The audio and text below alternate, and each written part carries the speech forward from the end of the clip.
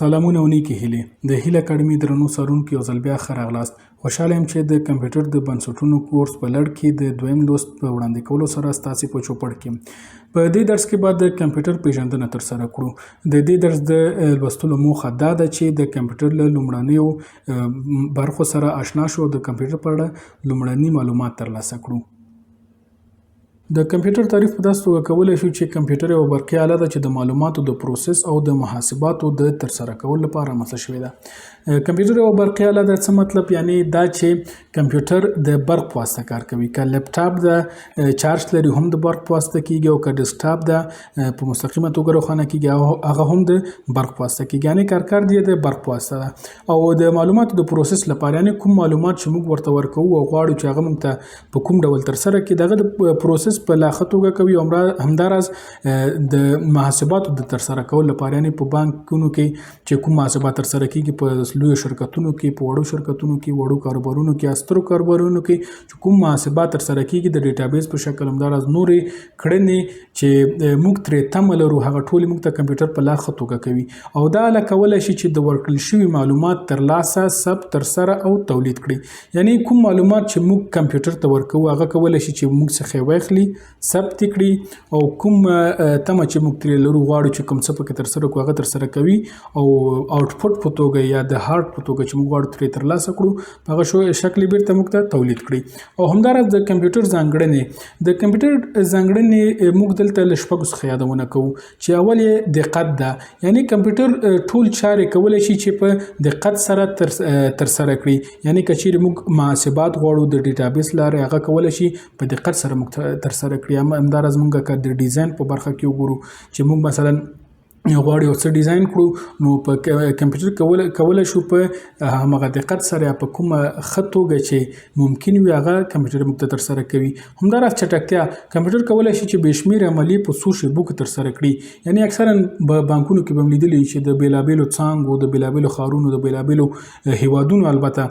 کمپیوټرونه په یو کمپیوټر سره وصلي او دغه ټول کمپیوټرونه په یو وخت کې د یو ډومین په یو ډومین کې سره وصلي هلته کار کوي. نو دغه د کمپیوټر چټکتیا ده چې کولی شي بېلابېلې کړنې په یو وخت کې سره ترسره کړي او نه ستړي کېدونکی. کمپیوټر ستړیا نه لري. څومره کار چې ترې اخلو په هم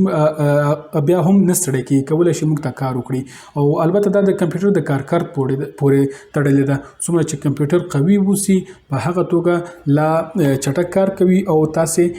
نه پازابوي. یعنی خپله کمپیوټر هیڅ ډول ستړیا نه لري. او همداراز ثبتول کمپیوټر کولی شي چې بېلابېل معلومات په بېلابېلو ځایونو کې وساتي. لکه موږ رام لرو روم لرو نو کولی شي چې خپل معلومات په هغې کې وساتي. همداراز مثلا که موږ وغواړو فلش کې معلومات وساتو په سی ډي کې وساتو په بېلابېلو برخو کې د کمپیوټر په واسطه کولی شو هلته یې ثبت کړو. او همداراز انپوټ او آوټپوټ لري.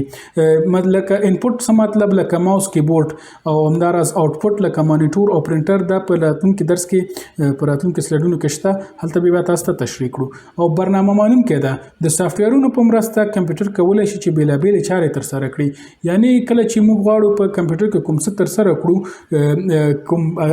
د هرې برخې لپاره ځانګړي سافټویرونه شتون لري. لکه مثلا موږ غواړو گیم وکړو د گیم سافټویر شته پکې انسټالو گیم کوو. یا مثلا غواړو محاسبات ترسره کړو د محاسباتو اړوند ځانګړي اپلیکیشنونه ځانګړي پروګرامونه دي چې په هغه کې کولی شو. مثلا غواړو ډیزاین وکړو کولی شو د فوټوشاپ کورل ډرا یا بېلابېلو پروګرامونو په مرسته هلته خپلې چارې ترسره کړو. نو په دغه توګه ویلی شو چې کمپیوټر یوه برنامه منونکې آله ده. د کمپیوټر اساسي برخې د کمپیوټر اساسي برخو څخه په لاندې توګه یادونه کولی شو. اول چې د سی پی یو ده. د کمپیوټر دماغ دی چې د معلوماتو د پروسس لپاره کارول کیږي یا د معلوماتو پروسس په غاړه لري. یعنی چې سی پی یو چې ده دا د کمپیوټر هغه اصلي ماشین چې که چیرې مثلا په ډیسکټاپ کې لیدلی اوسي څنګ ته د سکرین تر څنګ یو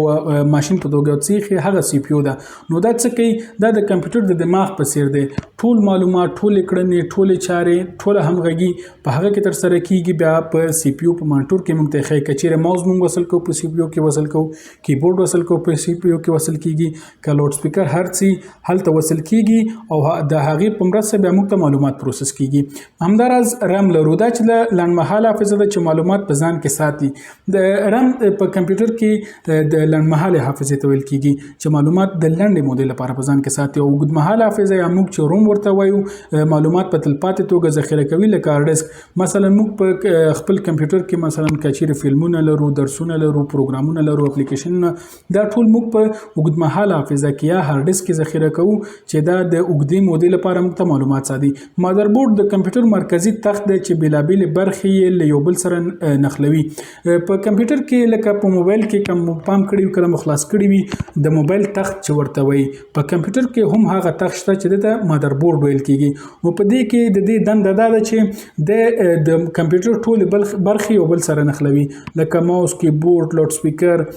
مانیټور دا ټول هر څه چې موږ نښلوو په مادربورډ کې سره نښلول شوي دي کله چې هلته په پورټ کې دغه کیبلونه وصل کړو نو دا سره همغږي کوي او په همغږي توګه موږ ته کار کوي انپوټ او آوټپوټ دا لکه چې مخکې هم ترې یادونه وکړه انپوټ هغه څه ده چې له باندې څخه موږ کمپیوټر ته یو څه ورکوو په مسله کولی شو دغسې ووایو مثلا موږ د ماوس په کمپیوټر کې وصلوو نو ماوس اصل کې خو باندنی وجود لري نو موږ په ماوس کې کار کوو او هغه کار کړنې په کمپیوټر کې موږ ته ښودل کېږي همداراز کیبورډ باندنی وجود لري موږ د انپوټ په توګه وصلوو او په کمپیوټر په داخل کې ترې کار اخلو او آوټپوټ څه ته وایي هغه څه ته وایي چې د کمپیوټر څخه موږ ته راکول کېږي لکه مانیټور کې موږ دغه انځور چې ګورو دا خپل آوټپوټ ده په کمپیوټر کې دننه یو څه شتون لري خو موږ ته باندې راښایي همداراز پرنټر ده مثلا په یو څه موږ غواړو پرنټ کړو هغه هلته مثلا په کمپیوټر کې دننه شتون لري خو کله چې د پرنټر په واسطه پرنټ کړو موږ ته د آوټپوټ په توګه د باندې راکوي د انپوټ او آوټپوټ ترمنځ توپیر دا دی چې آوټپوټ باندنی وجود لري د کمپیوټر په دننه کې کار کوي او آوټپوټ چې ده د کمپیوټر په داخل کې ده موږ ته د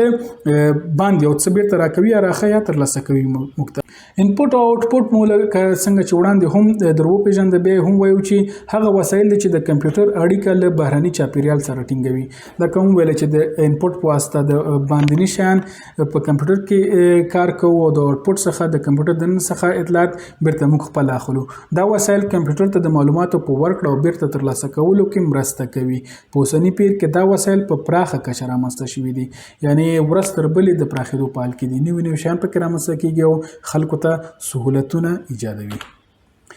دا زموږ د نن ورځې درس خدای دې وکړي چې اوس مو ترې زده کړي وي تر بیا ښې چارې